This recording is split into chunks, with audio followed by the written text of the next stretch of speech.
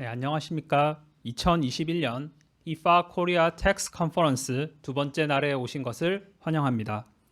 저는 오늘 행사의 사회를 맡게 된 법무법인 율촌의 성민영 변호사입니다. 오늘 행사에는 4개의 세션이 예정되어 있고 모든 세션은 50분씩 한국어로 진행됩니다. 각 세션 사이에는 10분의 쉬는 시간이 있으며 전체 행사는 오후 6시에 마무리될 예정입니다. 웨비나에 참여해 주신 분들께서는 세션 진행 중에는 마이크를 음소거로 해주시고 질문이 있으신 경우 채팅방에 남겨주시면 확인 후 패널리스트의 발표 후에 반영할 수 있도록 하겠습니다. 그럼 세션을 시작하기 전에 한국국제조세협회 국제교류 상설위원회 이경근 부위원장님의 인사 말씀이 있겠습니다. 이경근 부위원장님은 20년간 국세청, 기획재정부, OECD 재정위원회 사무국 등 다양한 직위에서 근무하신 국제조세 분야의 전문가로서 현재는 법무법인 율촌의 조세 자문 부문을 이끌고 계십니다. 그럼 이경근 부위원장님을 모시겠습니다.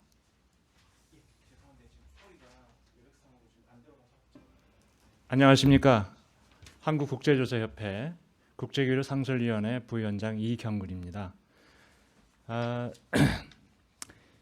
저는 이제 국제교류 상설위원회 부위원장이기도 하지만 한편으로 법무법인 율촌의 텍스 파트너로 근무를 하고 있습니다. 그래서 오늘 이 중요한 행사를 우리 법무법인 율촌의 렉처홀에서 개최하게 된 것을 기쁘게 생각을 하고 있습니다. 오늘 이제 2021년 IFA 코리아 텍스 컨퍼런스 둘째 날 행사인데요. 먼저 참여해 주신 국제조세협회 회원님들 그리고 이 행사에 초대받아서 참여하신 여러 해외 진출 기업의 임직원 여러분들에게 우선 깊은 감사의 말씀을 올립니다. 행사 첫날인 어제는 주로 이제 우리나라에 진출한 외국 기업 또는 외국 투자가들을 대상으로 행사를 했기 때문에 영어로 토론을 진행을 했습니다. 힘드셨죠 어제? 오늘은 주로 해외 진출하는 우리나라 기업들의 세무 문제를 다룰 예정이기 때문에 우리말로 편안하게 토론을 진행할 예정입니다.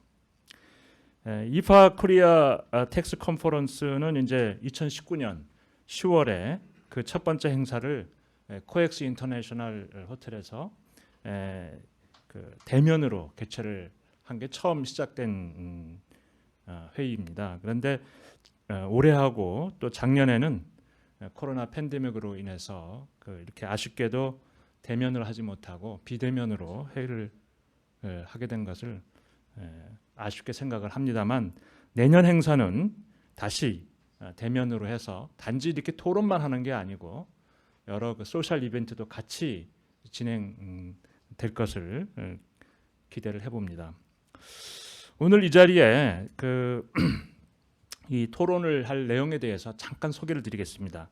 첫 번째 세션에서는 최근 OECD 인클루시브 프레임워크에서 논의되고 있는 디지털세 내용을 살펴보고 해외 진출하는 우리 기업에 미칠 영향을 집중적으로 조명을 해볼 예정입니다. 그 다음에 두 번째로 지난 7월에 정부가 발표한 세법 개정안이 우리나라 해외 진출 기업에 미칠 영향에 대해서 토론할 예정이고요. 이 토픽은 특히 IFA 코리아의 영 IFA 네트워크라고 그래가지고 40세 이하의 젊은 세무 전문가들이 맡아줄 그럴 예정으로 있습니다. 그 다음 세션은 최근에 미국에서 추진되고 있는 세법 개정 내용 이것이 미국 시장에 진출하는 우리 기업에 어떤 영향을 미칠 것인지 조명을 할 예정이고요. 그 다음에 마지막으로 우리나라 기업이 많이 진출하고 있는 베트남의 세무 환경 그리고 거기에서의 세무 동향에 대해서 토론을 할 예정입니다. 오늘 6시까지 진행될 IFA 코리아 텍스 컨퍼런스에서요. 여기 참여하시는 분들은 그야말로 우리나라의 최고의 국제조세 전문가 분들입니다. 그래서 이런 자리가 흔치 않기 때문에 이 세션에 참여하신 많은 분들께서 끝까지 유익한 정보를 끝까지 참석하셔서 유익한 정보를 많이 얻어가시기를 바라겠습니다. 잘 아시겠지만 그 이파텍스 컨퍼런스는 국내 주요 법무법인, 회계법인에서 실무 전문가들이 발표와 토론을 맡아서 해주시는 그런 행사인데요. 올해도 그 법무법인 중에서 김앤장, 광장, 세종, 율촌, 태평양, 화우에서 참여를 해주셨고요. 회계법인 중에서는 3일 그리고 안진에서 참여를 해주고 계십니다. 이 자리를 빌어서 수고해주신 모든 참여자분들에게 진심으로 감사하다는 말씀을 다시 드리고 싶고요. 끝으로 이제 이 행사를 위해서 수고해주신 국제조세협회 임직원 여러분 그리고 특히 장현진 박사님의 헌신적인 수고와 노력에 깊은 감사의 말씀을 드린다는 점을 말씀드리면서 이상으로 인사말에 가름하고자 합니다. 경청해 주셔서 감사합니다.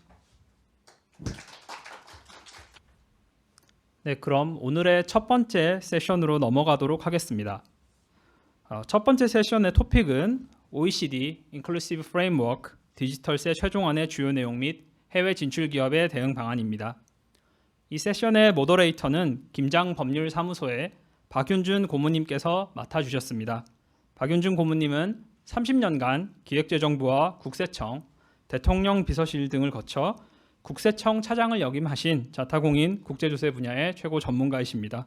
박윤준 고문님께 마이크를 넘기도록 하겠습니다. 바로 저희가 맡은 부분에 대해서 논의를 시작하겠습니다. 먼저 저희가 준비한 자료 설명드리기 전에 오늘 토론자로 참석해 주신 분들을 소개해 올리겠습니다. 3일회계법인의 박인대 파트너님. 네, 안녕하십니까. 반갑습니다. 그다음에 광장의 박성한 파트너님. 예, 안녕하세요. 박성환입니다. 그다음에 KPMG의 윤용준 파트너님. 안녕하십니까. 윤용준입니다. 그다음에 이정열 변호사님. 네, 안녕하세요. 화우의 이정열입니다. 예. 그다음에 율촌의 심석인 회계사님. 네, 안녕하세요. 율촌 심성입니다. 저희가 이렇게 5분이 각자 OECD 필라에 관해서 필라 1, 필라 2 각각의 이제 기본 내용, 그다음에 이제 우리 기업에 대한 영향 이런 부분들을 이제 나눠서 설명드리고 마지막에는 지금까지 제시된 OECD에서 제시된 내용 혹은 발표된 보도 자료 상에서 아직까지 조금 결정이 필요한 부분들 중에서 중요한 것들 몇 가지에 대해서 이제 어떤 것들이 있고 그것의 결정 양상에 따라서 어떤 또 영향이 있을지 그런 부분들을 소개해 올리겠습니다. 그리고 저는 도입부에서 이게 이제 연역 또 경과 이런 부분들에 대해서 간략히 이제 말씀드리겠습니다. 지금 제가 이제 목차에 관해서는 설명드렸고요. 그다음에 이제 도입부로서 OECD 필라의 이제 추진 배경 물론 다 아시는 내용이고 하지만은 간단하게 정리하고 넘어가겠습니다. 연역 그다음에 정치적 이해관계.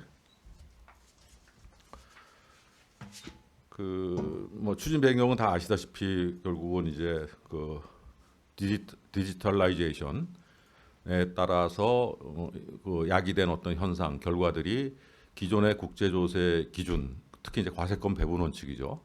이것과 잘 부합하지 않는다는 거죠. 어떤 측면에서 잘 부합하지 않느냐? 결국 소위 이제 시장 소재국 혹은 원천지국의 과세권이 사라지거나 말하자면 약화되는 방향으로 작용을 한다는 겁니다. 대표적으로는 이제 디지털 서비스 자체가 있죠. 그거는 결국 유통이란 게 필요 없는 거니까. 그다음에 단순하게 저희가 이제 디지털 서비스라는 새로운 형태의 산업 혹은 새로운 형태의 서비스뿐만이 아니라 기존 소비재의 서플라이 체인에서도 상당한 변화를 가져오죠. 왜냐하면 결국 소비자와 생산자가 직결되는 그런 이제 환경이 조성이 됐으니까 이거는 뭘 의미하냐면 결국 원천지국 물건이 팔리는 나라의 과세권이 사라지고 있다는 얘기죠.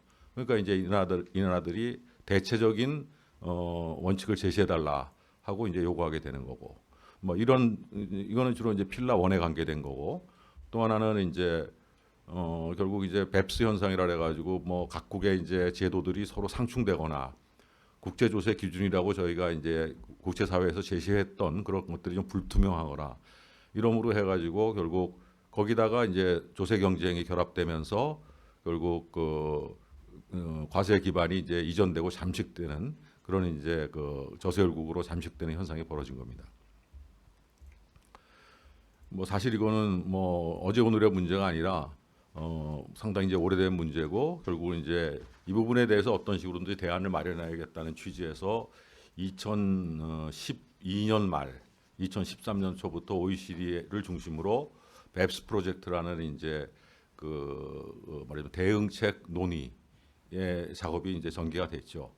그래서 결국 2017년에 15개의 액션 플랜이 제시가 됐고 결국 이제 오늘 콘텍스트에서는 PE 모델 조약의 PE 요건을 좀 완화하는 방식, 그다음에 예외를 좀 줄이는 방식 이런 쪽으로 이제 제시가 됐죠.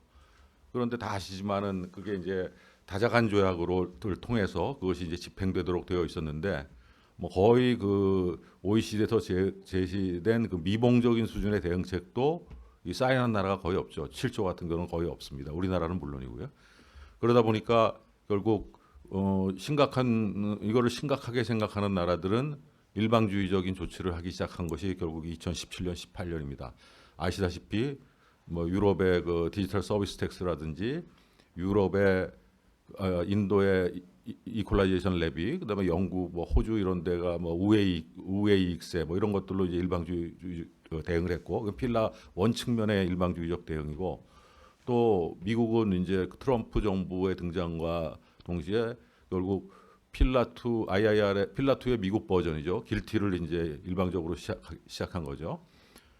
이렇게 해서 이제 갈등이 생기니까 결국 OECD에서는 필라1, 필라2라는 이름 하에 종합적 이거 양쪽을 같이 추진하는 다자주의적인 해결책을 제시를 했는데 그게 결국은 과거 트럼프 정부 시절에는 호응을 안 한 거죠. 그래서 서로가 이제 갈등이 심화되다가 결국은 가장 큰 이렇게 일이 진전된 계기는 미국 정부의 정권 교체입니다. 결국 바이든 정부가 들어오면서 올해부터 아주 급속도로 진전이 돼서 거의 다 아시다시피 큰 그림이 잡히고 또 구체적 내용도 하나하나 이제 잡혀가는 이런 상황이 된 겁니다.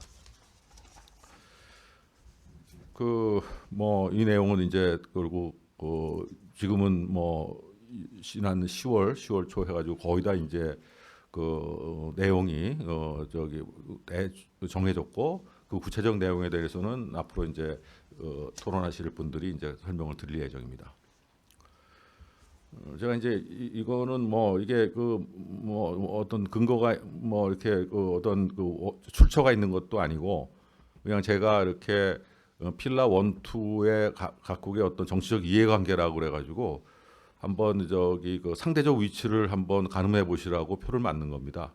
미국은 아시다시피 필라 1은 싫어하죠. 필라 2는 아주 그게 결국은 길티를 했다는 걸로 이제 증명이 되는 거죠.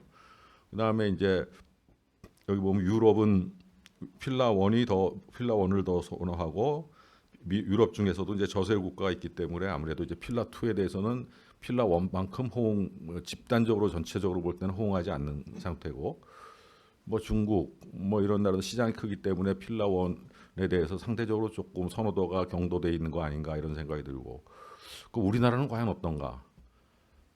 이 부분은 참 애매하죠. 애매한데 결국은 뭐 중간 정도 되지 않나 이런 생각입니다. 근데 지금의 전체의 국면은 큰 국면에서는 결국 미국과 유럽의 정치적인 교환, 타협에 의해서 지금 논의가 진전되고 있다 이렇게 보시면은 크게 틀림은 없을 것 같습니다.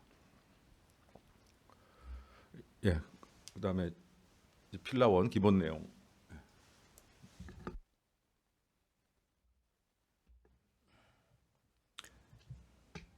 예, 본모빈 광장의 이전 가격 서비스 담당하고 있는 박성한 회계사입니다. 제가 말씀드릴 내용이 이제 OECD 필라1의 기본 내용과 관련된 부분인데요. 요거는 내용이 상당히 뭐 설명하자면은 아주 많은 내용을 포함하고 있기 때문에 제가 핵심 내용 위주로 간단하게 좀 짚어 나가는 걸로 그렇게 하겠습니다. 일단 필라 1은 크게 세 가지 꼭지로 이루어져 있습니다. 하나가 어마운트 A. 어마운트 A라고 하는 거는 저희가 이제 이 시장의 초과 수익을 시장 소재국에 배분하는, 다시 말해서 초과 수익에 대한 과세권을 시장 소재국의 과세 당국에게 어떻게 보면 나눠주는 그런 로직을 말하는 거고요. 어마운트 B는 다국적 기업의 해외 판매법인들의 적정 마진 수준을 국가 간에 미리 합의해서 좀 일정하게 좀 운영을 하자라는 측면의 그런 아젠다입니다. 세 번째는 이런 어마운트 A, 또 어마운트 B, 또 기타 여러 가지 이런 과세권 관련된 문제에 대해서 조금 이 텍스 서튼티 프로세스를 좀 만들어 보자. 최근에 논의된 거는 주로 어마운트 A에 대한 텍스 서튼티 프로세스에 대해서 많은 합의를 좀 이룬 그런 상황입니다. 그리고 이 올해 이제 7월이랑 10월에 아주 중요한 그 IF 회의가 있었었고 거기서 주로 많이 진전을 보인 게 어마운트 A와 관련된 부분입니다. 어마운트 A와 관련돼서 결정된 부분이 많기 때문에 어마운트 A에 대해서 좀 주로 설명을 드리고 나머지 부분을 그 이후에 좀 설명드리는 걸로 그렇게 하겠습니다. 지금 말씀드렸듯이 어마운트 A는 초과 수익을 시장 소재국에 배분하는 절차를 말하는 건데요. 이게 이런 개념이 아예 국제유세 측면에서 아예 없었던 그런 개념은 아닙니다. 기존의 그 OECD 이전가격 지침 하에서 운영되던 이제 이전가격 체계에서도 이익 분할 방법이라고 하는 하나의 정상가격 산출 방법의 개념이 이게 어마운트 A의 개념과 상당히 유사하다고 보면 되는데요. 가장 그 첫 번째 논의 사항이 그럼 이 어마운트 A 즉 초과 수익률을 배분하게 되는 이 다국적 기업 그룹을 어떻게 선정할 것인가 하는 부분인데요. 올해 이제 10월 그 IF 회의에서 아주 중요한 결정이 좀 이루어졌다고 볼 수가 있는데요. 이 다국적 기업을 어떤 대상으로 할 것이냐 하는 부분에 대해서 기존의 논의에서는 이제 이 온라인 비즈니스 서비스라든지 이런 그 고객과 관련된 소비재 관련된 인더스트리에 적용을 하자라는 여러 가지 의견이 있었지만 결론적으로는 이런 업종 제한을 하지 말고 연결 매출 기준, 그다음에 세전 이익률 기준으로 해서 선정을 하자라고 결정이 되었습니다.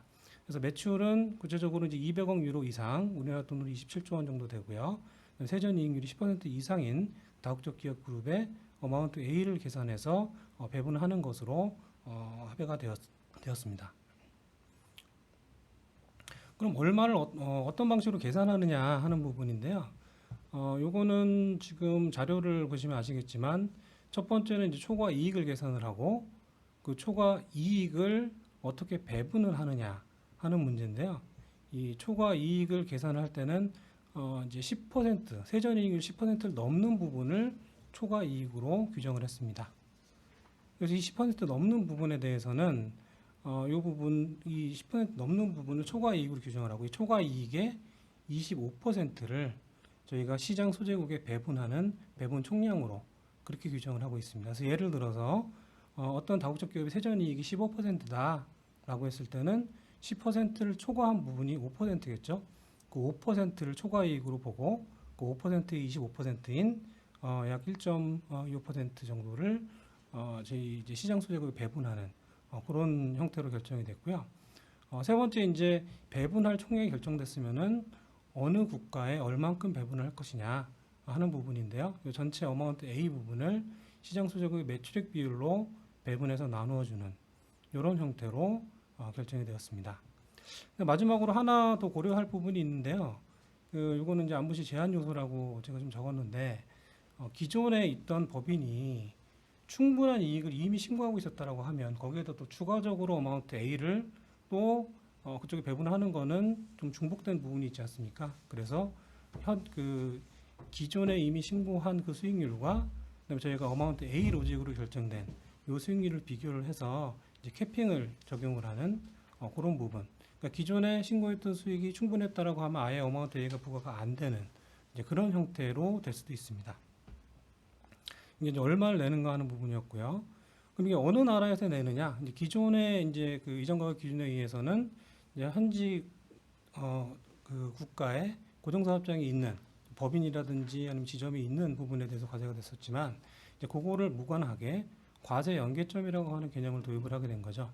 그래서 해당 국가의 어떤 매출액이 이 사업과 관련된 매출액이 100만 유로 이상이면 요 국가에 소득을 배분해서 세금을 내게 하자라는 쪽으로 보시면 될 것 같습니다.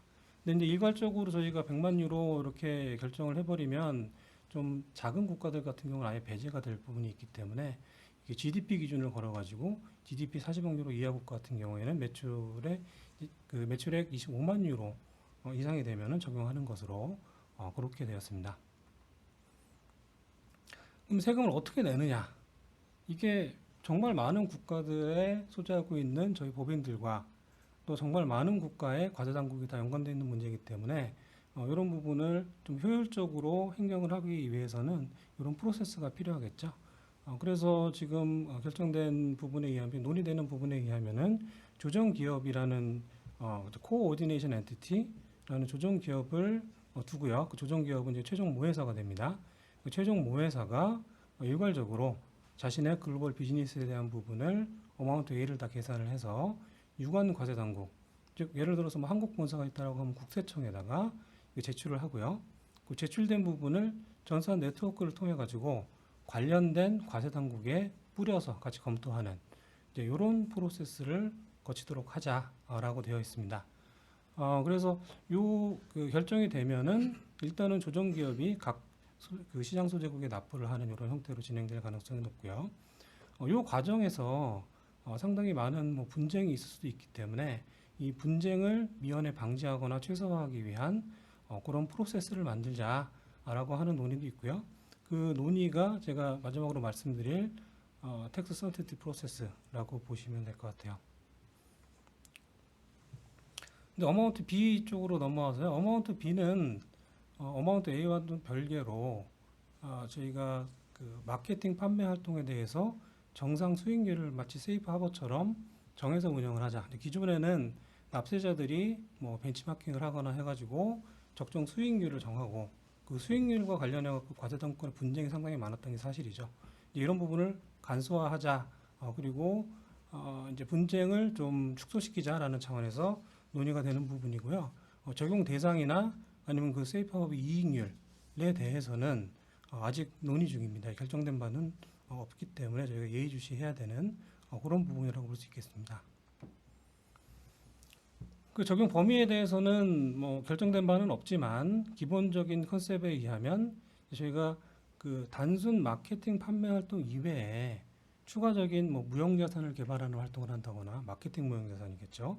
그 다음에 판매 전략 수립과 관련된 아주 중요한 기능을 투영하는 회사는 이 어마운트 B의 대상에서 빠질 가능성이 높습니다. 자, 마지막으로 이제 텍스 서틴티 프로세스인데요. 요거는 가장 주요하게 논의됐던 부분은 어마운트 A와 관련된 부분입니다. 또 어마운트 A 아까 제가 말씀드렸던 것처럼 그 최종 모회사가 요 어마운트 A를 계산을 해서 관할 과세 당국에 제출을 하고 관할 과세 당국이 그 연관되어 있는 과세 당국과 요거를 전산 네트워크를 통해서 공유를 한다고 말씀을 드렸잖아요. 이 내용에 대해서 만약에 납세자가 사전에 이런 부분에 검토를 원한다라고 하면 그런 요청을 할 수가 있고요. 그렇게 되면 검토위원회, 이제 검토위원회는 유관 과세 당국의 정부들이 모여서 얘기를 하는 거예요. 그래서 그 내용을 검증을 하고 뭐 만약에 필요하다라고 하면 수정 요청을 할 수도 있겠죠. 근데 결정이 되면 그거에 의해서 이루어지는 그런 형태가 되고요.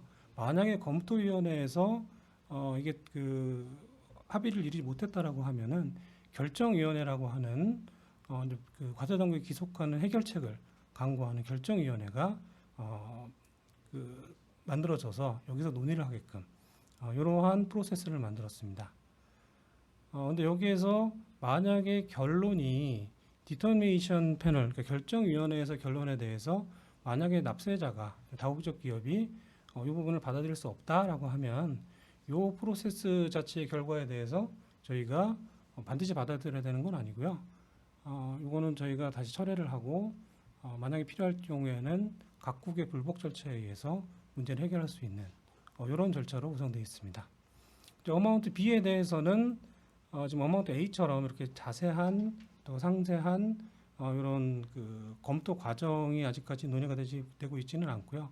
이제 앞으로 논의를 통해 가지고 결정될 그런 부분으로 이해를 하시면 될 것 같습니다. 자, 여기까지가 필라 1에 대한 기본적인 내용에 대한 설명이었고요. 요 필라 1에 대한 뭐 우리 기업의 영향이라든지 이런 부분은 또 다른 패널께서 설명을 좀 주실 것 같습니다.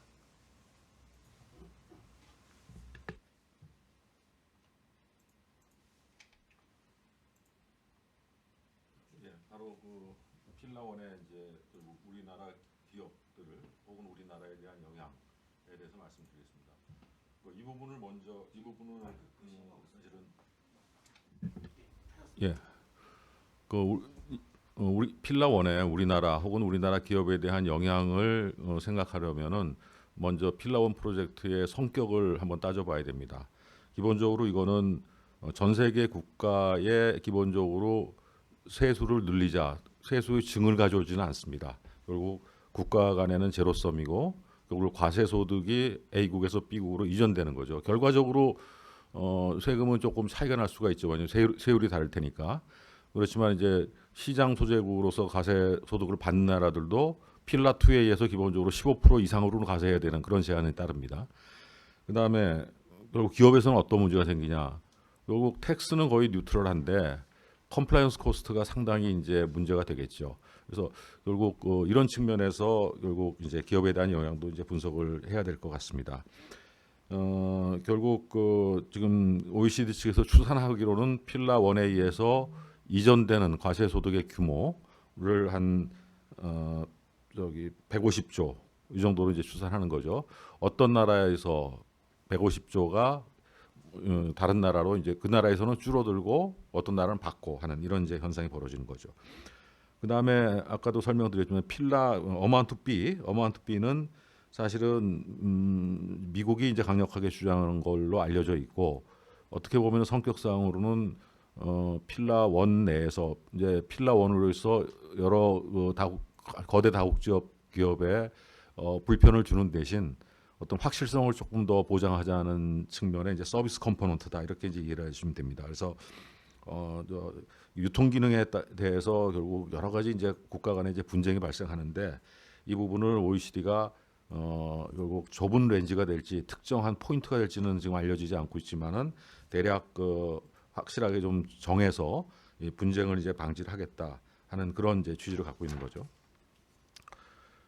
우리나라에 대한 영향은 이제 어마운트 A는 지금 다 뭐 신문이나 언론을 통해서 알려져 있지만은 2개 회사로 알려지고 있습니다.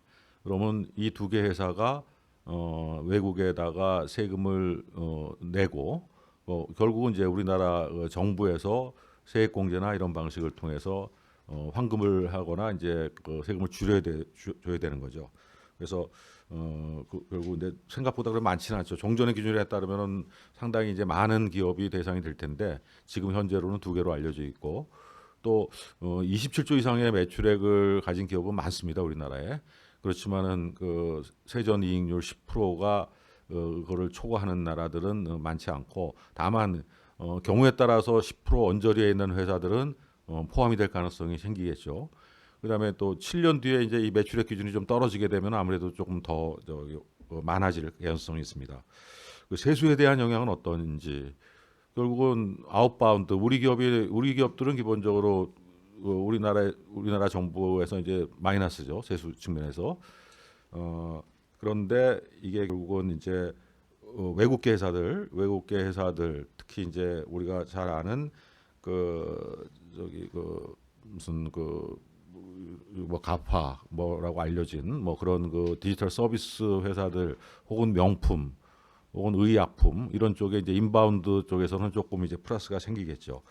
근데 지금으로서는 이게 플러스 마이너스를 했을 때 이게 증가될지 떨어질지는 불투명합니다. 그런데 이제 대체적으로 말씀하시는 것들이 전문가들이 뭐 정부도 그렇게 딱 뭐 부러지게 얘기는 않지만은 규모가 그렇게 크지는 않을 거다.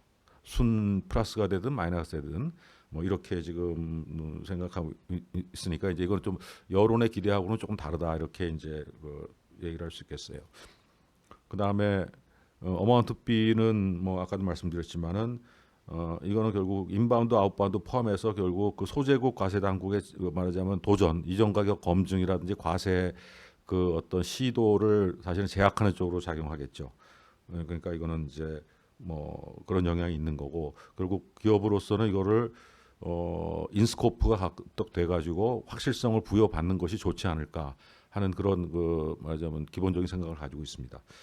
그다음에 분쟁 해결 절차 아까도 말씀드렸지만은 결국 집단적 과세당 국간의 집단적 해결 혹은 그 안 되면 뭐 중재 비슷한 절차에 의해서 이런 분쟁들이 해결이 된다면은 결국 국내 불복 절차나 이런 부분에서는 조금 이제 말하자면 좀 이제 드물게 활용되는 이런 그 결과가 빚어질 것이라고 예상합니다. 예, 이상입니다.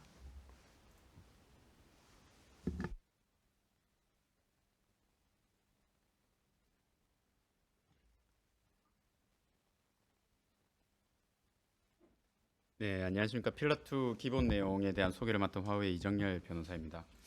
필라2는 앞서 설명 들으신 필라1과 함께 이른바 디지털세에 대한 OECD 합의의 다른 한 축을 구성하고 있습니다. 필라2는 그동안 각 나라의 조세주권 하에서 배타적으로 결정되어 온 법인세율에 글로벌 최저세율을 적용한다는 점에서 조세 회피를 극복하기 위한 역대 가장 적극적인 시도로 평가되고 있습니다. 필라2의 작동 원리에 대해 살펴보면 필라2는 연결 기준 전 세계 매출이 7.5억 유로, 하나로 약 1조 원 이상의 다국적 기업을 적용 대상으로 삼고 있습니다. 연결 매출액은 베프스 액션 13에 의해 의무화된 국가별 보고에 근거해서 산정됩니다. 필라2는 대상 세액을 세전 이익으로 나누어 산출되는 실효세율을 기준으로 작동되고 국가별 실효세율이 글로벌 최저한세율인 15%보다 낮으면 작동되도록 되어 있습니다. 다만 한 국가에서 매출액이 1천만 유로, 하나로 약 140억 원이 미달되고 이익이 100만 유로, 하나로 약 한 14억 원 미만의 다국적 기업에 대해서는 해당 국가에서 필라2가 적용되지 않습니다. 그 외에도 뭐 정부 기관, 국제기구, 비영리기구, 연금펀드, 투자펀드는 적용 제외 대상이고 톤세가 적용되는 회원업계의 특성을 감안해서 국제 해운 소득에 대해서도 필라2는 적용이 되지 않습니다. 필라2는 구성기업이 실효세율 15% 미만인 저세율국에 소재하는 경우 최종 모회사가 해당 미달세액만큼 최종 모회사 소재지국 과세당국에 의해 합산하여 과세되는 소득산입규칙 IIR과 구성기업이 저세율국에 소재한 구성기업에게 소득을 지급하는 경우 소득을 지급한 구성기업이 추가세액을 납부하는 비용공제부인규칙 UTPR로 구성됩니다. IIR은 다국적 기업 집단의 최종 모회사부터 적용되고 그게 어려우면 중간 모회사 순으로 상위 모회사에 우선 납부 의무를 부과한다는 점에서 이른바 탑다운 하향식 과세 방법을 취하고 있습니다. UTPR은 저세율국 소재 구성회사를 직간접적으로 지배하는 국외 관계사에 IIR이 적용되지 않는 경우에 한해 적용되는 보충적인 구성 요소라고 할 수 있습니다. 필라2는 2022년까지 각국에서 법제화하고 2023년부터 시행하는 것이 목표인데 UTPR 만일을 1년 유예해서 2024년부터 시행하는 것을 목표로 하고 있습니다. 원천지국 과세규칙 즉 STTR은 명목세율이 9% 미만인 저세율국의 특수관계 기업에게 이자나 사용료 등을 지급한 경우 지급한 기업이 자산의 소재지국에 부족세율에 따른 원천세를 추가로 납부토록 하고 있습니다. 세 가지 구성 요소 중 우리가 상대적으로 더 많은 신경을 써야 하는 부분은 IIR일 것입니다. 왜냐하면 최고 세율이 25%에 달하는 우리나라 법인세율 수준을 고려하면 우리나라가 IIR을 채택하는 한 저세율국의 관계회사를 갖고 있는 우리 기업과 관련해서 다른 나라가 UTPR을 가동하는 경우란 거의 없을 것이기 때문입니다. STTR도 마찬가지입니다. 우리나라가 우리 기업의 해외 관계회사로부터 수취하는 이자, 사용료, 프랜차이즈 피 등에 대해 9% 이하의 저율로 과세한 일은 거의 없을 것이기 때문에 개도국의 요구로 이들과의 조약에 STTR을 포함한다 하더라도 그것이 실제 활용될 여지는 많지 않을 것입니다. 그런 의미에서 IIR의 내용에 대해 좀 더 구체적으로 살펴보겠습니다. IIR의 작동 프로세스는 다음과 같습니다. 먼저 큰 틀에서 해당 국가 구성기업들의 대상 조세액을 해당 국가 구성기업들의 조정소득의 합으로 나눈 국가별 실효세율을 계산해서 실효세율이 최저한세율 15%에 미달하는 저세율국을 결정하고 최저한세율에서 실효세율을 뺀 추가세율을 산정합니다. 그 다음으로 저세율국에 소재한 개별 구성기업의 추가세액을 산정하고 최종 모회사가 자신의 소재지국에 납부할 추가세액을 계산하는 순서로 이루어집니다. 최종 모회사가 부담할 추가세액은 개별 구성기업의 조정소득금액의 국가별 추가세율과 구성기업에 대한 지분율을 곱하여 결정됩니다. 이 과정에서 실질 사업 활동에 대해 최저한세가 적용되는 것을 방지하기 위해서 개별 구성기업의 조정소득금액을 산정할 때에는 적용 예외, 즉 카브아웃을 반영합니다. 실질 사업 활동을 따지는 지표는 인건비와 유형 자산의 장부가치, 로서 경과기간이 10년 동안 첫 해에는 급여의 10%, 유형자산 장부가치의 8%를 각각 공제하고 그 비율은 첫 5년 동안에 0.2%씩, 그 뒤 5년간은 유형자산에 대해서는 0.4%, 급여에 대해서는 연간 0.8%씩 줄여나가도록 되어 있습니다. 쉽게 말해서 경과기간 10년이 종료되면 공제비율은 두 가지 요소 모두에 대해 5%로 감축되는 구조로 되어 있습니다. UTPR은 앞서 말씀드린 것처럼 IR의 보완책으로서 작동하게 되어 있습니다. 그런 사례를 먼저 살펴보면 예를 들어 소득 산입 규칙을 도입하지 않은 나라의 회사들이 저세율국의 자회사를 소유한 경우나 최종 모회사 거주지국 자체가 저세율국인 경우를 들 수 있을 것입니다. 그 외에도 최종 모회사의 지분율이 100%에 미달해서 IIR 작용으로 추가세액이 소진되지 않는 경우도 생각할 수 있을 것입니다. 이 경우 UTPR은 최종 모회사가 아닌 다른 해외 관계사들에게 미달세액만큼을 안분할 비용을 부인하는 방식으로 저서율국에서 경과세된 소득에 대한 과세권을 다른 나라로 배분하도록 설계되어 있습니다. 1차적으로는 저세율국 구성기업에 직접 소득을 지급한 구성기업의 추가 잔여세액을 배분해서 비용 공제를 부인하고 1차 배분에서 소진되지 않은 추가세액은 다른 구성기업들에 대한 순지급이 있는 모든 구성기업들에게 배분합니다. 여기에는 1차 배분 구성기업도 포함될 수 있습니다.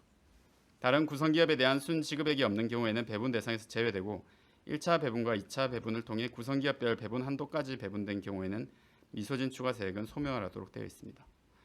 필라2에 대해 기본 내용에 대한 설명은 여기서 마치고 이러한 필라2가 우리 기업에 미치는 영향에 대해서는 다음 분께 설명을 넘기도록 하겠습니다.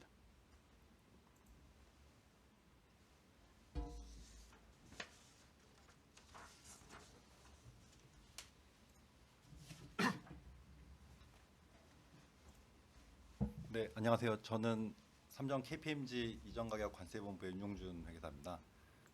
저는 이제 OECD 필라2의 우리 기업에 대한 영향에 대해서 좀 소개를 드리고자 하는데요. 제가 있는 저희 이제 본부의 본부장님께서 늘상 하시는 제일 많이 하시는 말씀이 선제적으로 proactively라는 말씀을 많이 하시는데 올해 초부터 지금 이게 뱁스 2.0 필라 1, 2가 도입이 되면 우리 기업들이 어떤 영향이 있을지를 한번 숫자로 좀 확인해 봐야 되지 않겠냐. 그런 시뮬레이션 툴을 좀 준비를 해야 되지 않겠냐라고 올해 초부터 말씀을 하셔서 제가 아직 펜딩 사항도 많은데 뭘 벌써 하느냐라고 말씀은 못 드렸고요. 그때부터 개발을 해서 지금 시뮬레이션 툴을 완성해서 지금 뭐 몇 가지 사례들을 그 숫자를 이제 넣어 보니까 나타나는 현상이나 효과나 이런 것들이 좀 눈에 보이는 게 있어서 그 부분을 좀 사례로 몇 가지 좀 소개해드리고자 합니다. 첫 번째로 우리나라 대기업 이제 대부분이 필라2의 영향권에 들어가게 되는데요. 지금 앞에서 말씀 주신 것처럼 지금 우리나라 원화 기준으로 이제 1조 원 이상이면 이제 대상이 되다 보니까 그 꽤 많은 기업들, 뭐 대기업은 물론이고 지금 중소 중견 기업들도 이제 연결 매출 1조 원을 초과하게 되면 지금 필라2의 대상이 돼서 그 상당한 수준의 이제 컴플라이언스 부담이 발생할 걸로 생각이 됩니다. 이게 저희도 지금 그 시뮬레이션을 좀 해보니까 그 이 시뮬레이션을 위해서 필요한 자료들도 꽤 많고요.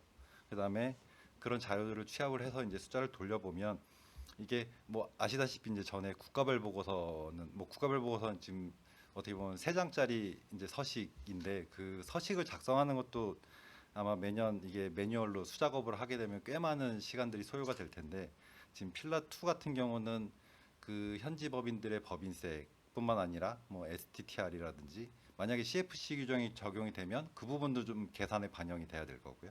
그다음에 IIR이나 UTPR도 계산을 해야 되고 그다음에 2월 결성금이라든지 저 이제 필라2 이제 탑업 텍스 납부한 후에 나중에 이제 2월 공제라든지 이런 부분들이 다 계산에 들어가야 되기 때문에 그런 부분들을 다 이제 관리하려면 좀 컴플라이언스 부담이 꽤 커질 걸로 생각이 되고요. 그래서 좀 그 아마 회사 내부적으로 또는 뭐 외부적으로 이제 시스템을 구축을 해서 관리를 해야 되지 않을까라는 생각입니다. 그게 시스템이 구축이 되면 이제 해외 자회사들에 대한 법인세 관리를 이제 효과적으로 할 수 있는 장점도 있을 수 있을 텐데요. 어찌 됐건 지금 현재로서는 그 컴플라이언스 부담에 대해서 좀 걱정이 되는 상황입니다. 두 번째로 이제 추가 세액을 발생시킬 가능성이 높은 현지 법인은 뭐 당연한 얘기지만 저세율 국가의 법인이 있으면 영향이 있겠죠. 뭐 예를 들면 아일랜드나 헝가리, 뭐 홍콩, 싱가포르도 사실 지금 명목세율이 15%보다 약간 넘는 수준이다 보니까 거기 이제 현지 법인 있는 경우는 대상이 될 거고요. 그다음에 저희가 이제 뭐 몇 가지 시뮬레이션 해보니까 나타나는 현상이 그 동일 국가의 이제 누진세율이 낮은 구간에 걸쳐서, 그러니까 예를 들면 뭐 명목세율은 한 뭐 20%, 25% 되는데 한국처럼 뭐 다단계 누진세율이 적용이 돼서 낮은 누진세율이 이제 걸쳐 있는 그런 경우에는 이게 명목세율은 15%가 넘는 국가임에도 불구하고 이게 필라2의 탑업 텍스가 발생하는 현상을 이 보이는 것도 좀 확인이 됐습니다. 그래서 그런 부분은 좀 그렇고요. 또 반대로 명목세율이 뭐 15% 간당간당 하는데 동일 국가에 이제 생산법인도 있고 판매법인도 있는 경우, 생산법인 같은 경우는 뭐 투자 인센티브라든지 세액공제라든지 뭐 이런 그 여러 가지 공제 감면을 통해서 실제 실효세율은 낮고, 판매법인은 그런 영향들이 없어서 좀 세율이 높은 이런 상황에서는 그 이제 주리스딕션 블렌딩 효과로 인해서 그게 국가별로 이제 계산을 하다 보니까 이게 합쳐져서 탑업 텍스가 발생하지 않는 그런 현상도 좀 나타나는 걸 확인을 했습니다. 그다음에 그 또 이제 우려가 되는 법인 중에 하나가 특히 이제 개발도상국 등에서 이제 투자 유치의 일환으로 투자 인센티브를 받는 그런 혜택을 받는 현지 법인들은 아마 필라2가 적용이 되면 꽤 직접적인 영향에 들어올 걸로 생각이 되고요.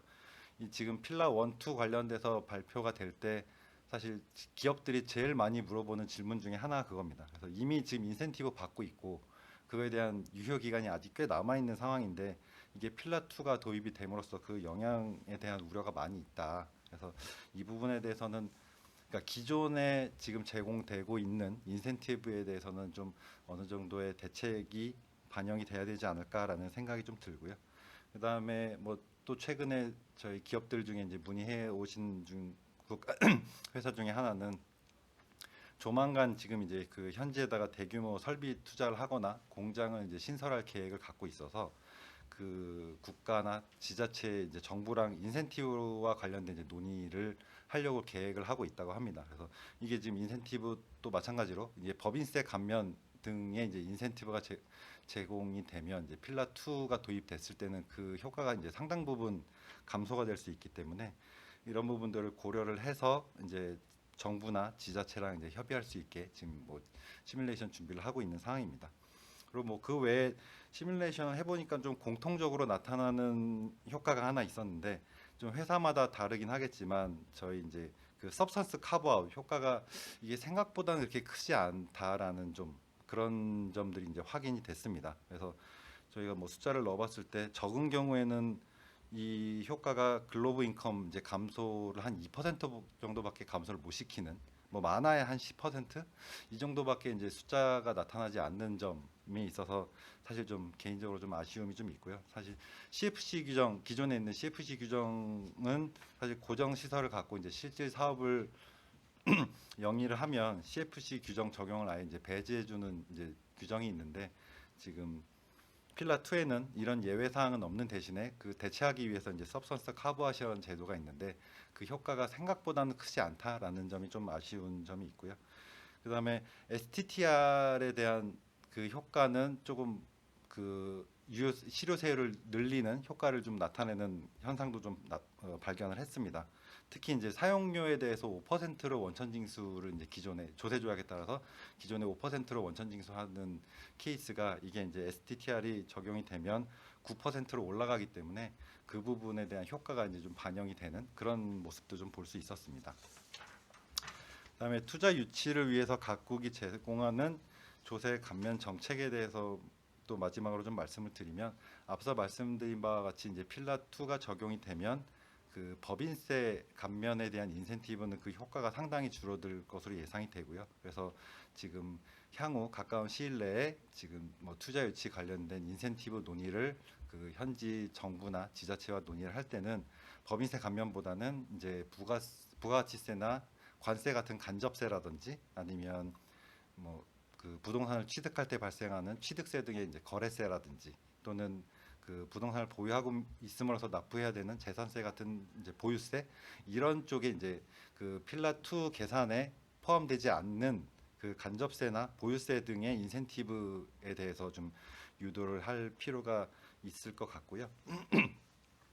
그다음에 마지막으로는 이중과세 관련해서는 지금 뭐 다음 분께서 좀 설명을 주시긴 하겠지만 이게 그 탑업 텍스를 납부를 하고 나중에 이제 공제받을 일이 없게 되는 그런 그렇게 돼서 이제 이중과세가 발생하는 이제 효과도 눈에 보이는 경우가 있었습니다. 그래서 지금 사실 우리나라 같은 경우는 좀 이제 다른 글로벌 트렌드와 좀 달리 지금 그 다른 이제 그 국가들은 이제 테리토리얼 텍스 시스템을 많이 적용을 해서 국외소득에 대한 이제 면제 제도가 이제 많이 도입이 됐는데 사실 이제 뭐 지금 당장은 아니겠지만 중장기적인 거시적인 관점에서는 이런 부분도 좀 고려가 됐으면 하는 희망을 갖고 있습니다. 네, 다음으로는 네. 사매력의 법인 박인대입니다. 이중과세 조정 부분에 대해서는 제가 계속 설명을 드리겠습니다. 네. 크게 보면 필라2 자체에 대한 이중과세 조정이 있고요. 그리고 한국 회사의 독특한 제도 때문에 발생할 수 있는 이중과세 조정이 있겠습니다. 먼저 예를 들면 현재 자회사가 저세율국에 아니더라도 일시적으로 세율이 낮아질 수가 있습니다. 예를 들면 첫 해년도는 유효세율이 실효세율이 10%고 그 다음 연도는 20%가 될 수도 있겠고요. 그러면 20%하고 10%를 만약에 단일의 회계 연도였다면 평균이 15%다 보니까 이 글로벌 최저한세가 적용이 안 될 수도 있었습니다. 근데 회계 연도 또는 사업연도별로 과세액을 산정하다 보니까 첫 해 세율이 낮았을 때는 이제 글로벌 최저한세가 과세가 됩니다. 그러면 다음 연도에 15%보다 초과되는 세금을 납부했을 때 그럼 어떻게 되느냐? 아시다시피 많이 납부했다고 해서 미리 그 글로벌 최저한세가 된 부분을 환급되는 제도는 없고요. 아시다시피 이게 소국공제 방식인데 지금 글로벌 최저한세는 소국공제 방식은 채택하고 있지 않습니다. 그러다 보니까 올해 둘째 년도에 많이 낸 세금은 차후에 혹시 적게 낸 게 있으면 고를 해주겠다 이렇게 되는데 그 저희의 실무적에서 보면 이 차이가 날 수 있는 부분이 예를 들면 조기 상각입니다. 많은 투자가 일어나서 회계상 상각비보다 세무상 상각비를 많이 쓰는 경우인데요. 기업이 계속적으로 확장, 시설 투자를 계속하게 되면 계속적인 또 나중에 조기 상각된 부분이 상각이 효과가 또 돌아오지만 또 추가되는 투자분이 있기 때문에 실효세율이 계속 낮아지는 경우가 있습니다. 그렇게 되다 보니까 언제 그러면 나중에 이 효과를 활용할 수 있겠느냐 이런 논의가 굉장히 기업들 입장에서 굉장히 시급한데요. 예를 들면 첫 해년도 조기 상각이 된 효과는 회계에서는 이연법인세 비용으로 고려가 됩니다. 미래의 세금을 많이 내야 되기 때문에 이연법인세 부채로 잡게 되고 또 법인세 비용을 잡게 됩니다. 근데 지금 계산 구조에서는 회계상 비용이 아니라 실제 납부한 세 기준이기 때문에 이게 고려가 안 되는데 만약에 실효세율 계산이든 또는 그 법인의 실효세율 계산 금액을 산출할 때 이연법인세 효과까지 고려한다 그러면 일시적 차이 때문에 발생할 수 있는 기업들이 부담할 수 있는 세금의 그 불합리성 또는 언젠간 돌려받겠지 않은 막연한 그 부담이 일시적으로나마 해소가 될지 않을까 이런 생각이 들고 있고요. 많은 국가에서도 이런 논의가 되고 있지만 또 일부 국가에서는 이연법인세라는 게 굉장히 좀 임의적이고 또 일관성이 없을 수도 있다는 그런 반박이 있기 때문에 과연 어떻게 좀 논의가 될지는 모르겠지만 어쨌든 많은 기업 입장에서는 그 편차, 연도별 편차 때문에 이런 이중과세 조정이 또는 세금을 먼저 납부하고 뒤에 또 돌려받을 수 있다는 희망을 가지고 있지만 실제로 돌아오는 효과가 굉장히 제한적인 경우가 많이 있을 걸로 보입니다. 그래서 이 부분들이 법제화 또는 필라2가 확정되는 단계에서 기업들의 부담이 되지 않도록 많이 고려가 됐으면 하는 바람입니다. 이 부분이 이제 필라2에 대한 이중과세 조정 부분이었고요. 마지막으로 말씀드리는 부분은 국내 세법에 따른 이중과세 조정 부분입니다. 필라2 블루프린터라든지 합의문에 대해서는 해외 자회사가 모회사로 배당을 했을 때 어떻게 처리가 되는지는 제가 아무리 찾아봐도 내용이 없었습니다. 그 이유를 돌이켜보면 많은 회사들이 해외 자회사로부터 받는 배당에 대해서는 그 모회사에서 과세하지 않습니다.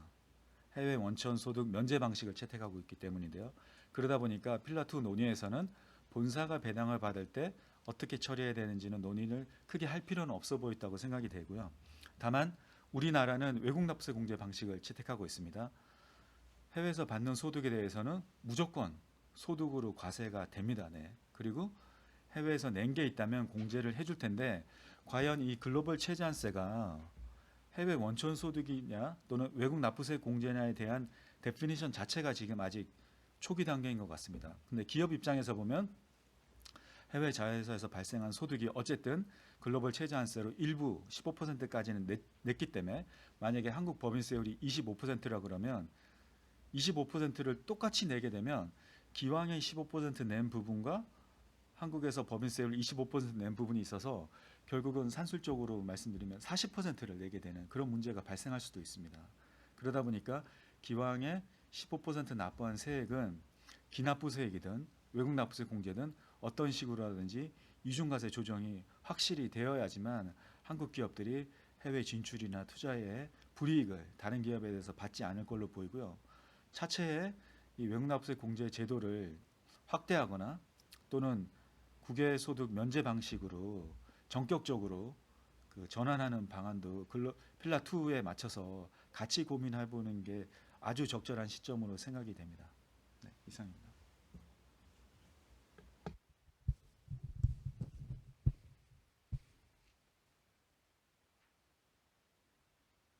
네, 그 다음으로 OECD 필라 내용 중에서 미해결 쟁점에 대해서 간략하게 발표를 하도록 하겠습니다. 저는 율천의 심석인 회계사로 합니다.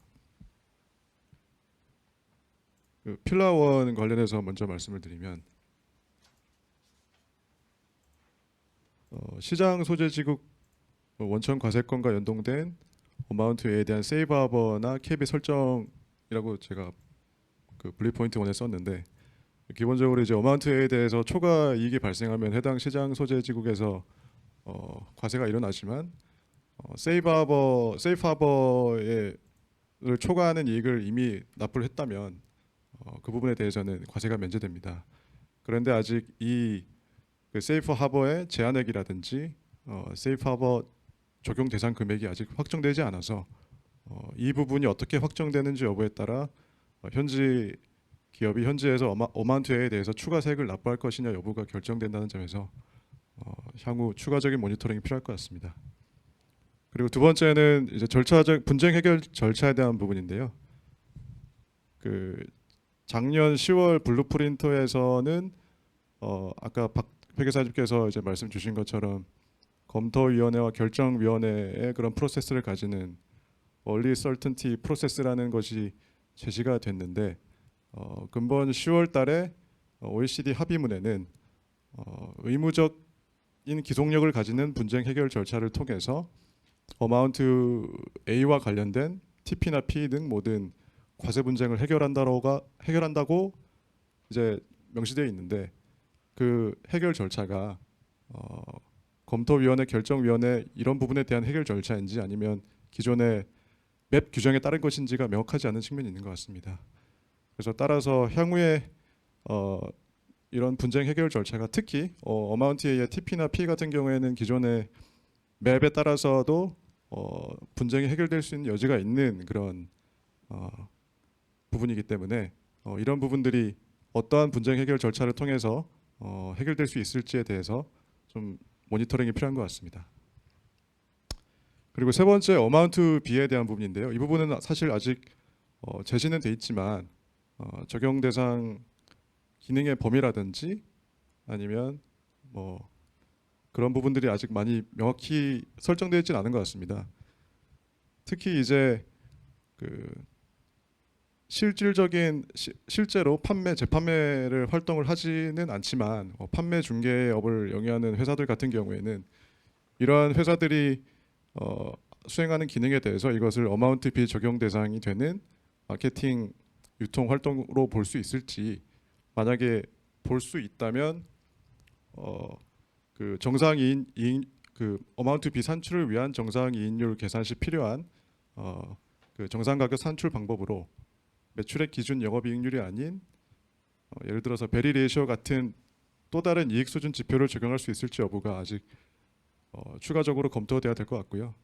그리고 또 하나 더불어서 말씀드리면 이제 통상적으로 재판매 거래에 대해서는 그 납세자분들께서 APA를 신청들을 많이 하시는데 2023년 이후에 어마운트 B가 법제화됐을 경우에 기존의 2023년 이후를 신청 대상 기간에 포함하는 그 APA의 법적 구속력에 대해서도 검토가 필요한 것 같습니다.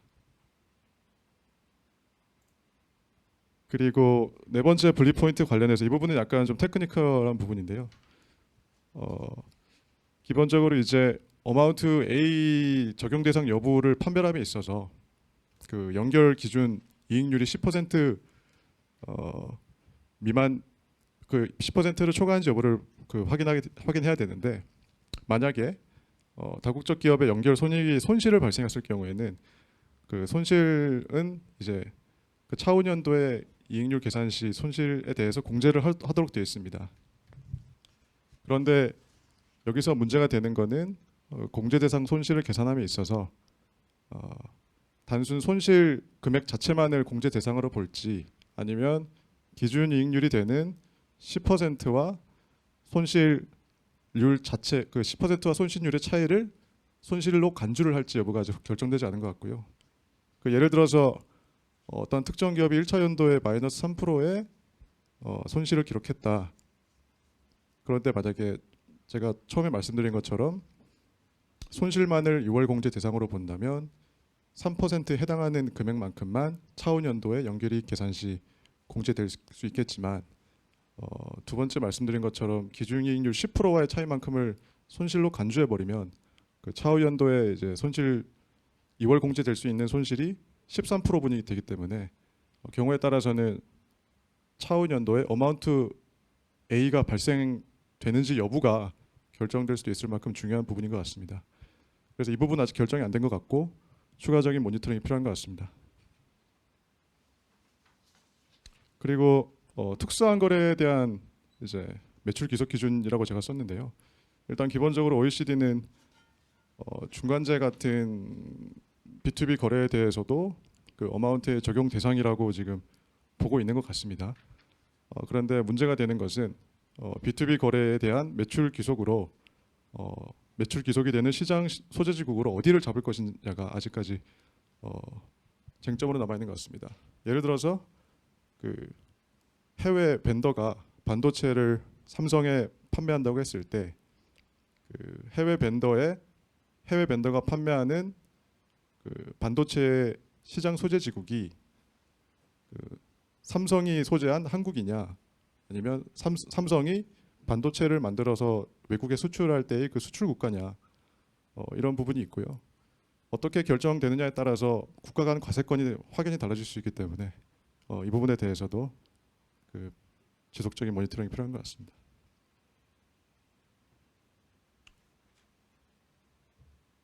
그리고 필러 2 계산 방식 관련해 가지고 말씀을 드리면 일단 기본적으로 이제 최저한세를 계산함에 있어서 최저한세 계산이 대상이 되는 텍스 베이스를 그 계산할 때 전년도의 손실은 2월 공제되는 걸로 지금 나와 있습니다.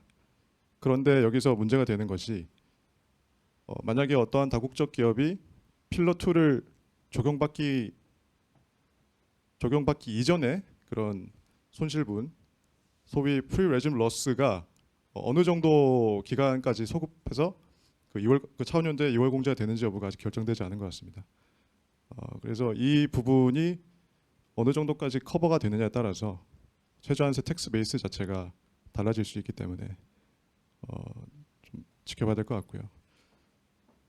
그리고 중간지주회사 ETR 계산 방식은 이 부분도 약간 좀 테크니컬한 부분인데 그 기본적으로 이제 관계사 간의 배당을 수취하는 경우에는 그 실효세원 계산할 때 그 배당을 수취하는 법인의 납부세액이 아니라 그 배당을 지급하는 법인의 납부세액으로 취급이 되고요.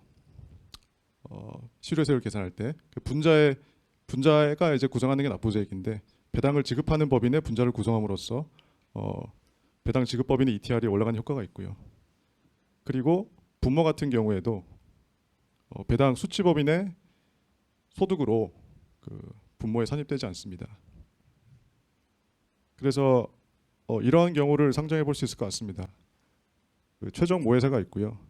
그 해외 중간 지주회사가 있고 또 해외 자회사가 있을 때 해외 자회사로부터 중간 지주회사가 배당을 받고 그 배당을 다시 최종 모회사에 지급하는 경우를 생각해 보면 최종 모회사가 수취한 배당에 대해서 최종 모회사가 현재 그 모회사 소재지국에서 납부하는 세금은 그 최종 모회사의 그런 납부세액이 아니라 중간 지주회사의 납부세액으로 간주됩니다.